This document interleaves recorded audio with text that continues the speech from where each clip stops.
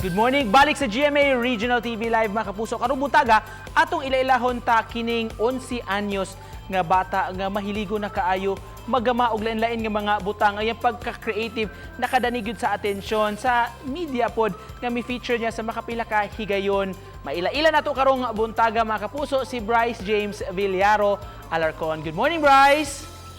Morning. Good morning. Thank you for joining us. May we know about your talent kani imong paggama og lain-lain nga mga models sa mga cars made of cardboard, mga boxes. When did you start doing this, Bryce? Just 5 months ago, still in the pandemic, because my mom does not have enough money to buy toys. So I decided to make these. My first cars, they were like criminal cars and police cars that I'm just playing around criminals and police chases. Uh-huh. And you're really into toy cars, gyud. Mahilig ni jud ka ana. Then more and later on, and soon on, I created my first car, the GMC DeLorean. How long will it take you to make one, Bryce? Whether it may take like at least an hour, 2 days, or anyhow long hours, as long as the car is not like having lines like this one or curved. So I have to roll to make it curvy.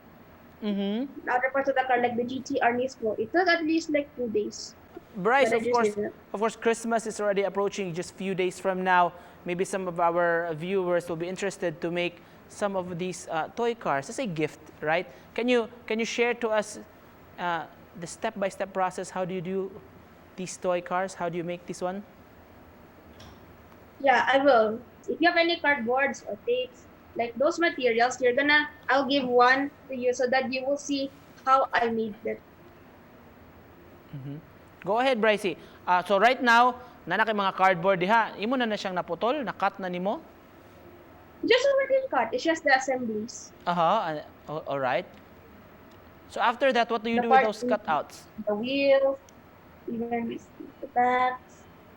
But the first, I just use the front part just for the first step.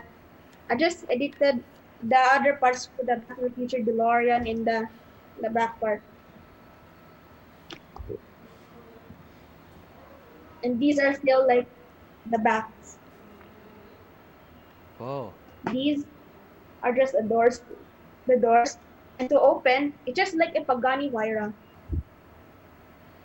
This one, the $1 million Mercedes G-Wagon, Dubai Police Force Edition. Unsa galito nga mga models tong imo mga nabuhat na nagama na nimo nga mga toy cars? Like Koenigsegg, Bugatti, Lamborghini, DMC, Dodge, Mercedes, Honda Cura, Lycan, Hispano, like those car models.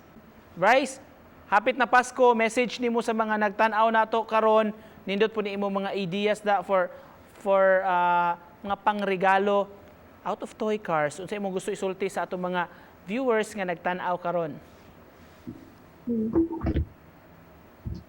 Okay, these are just like my message. This is my creation. You will play with it, and be careful. Like just like that. Thank you for joining us this morning, Bryce, and say hello to your mom.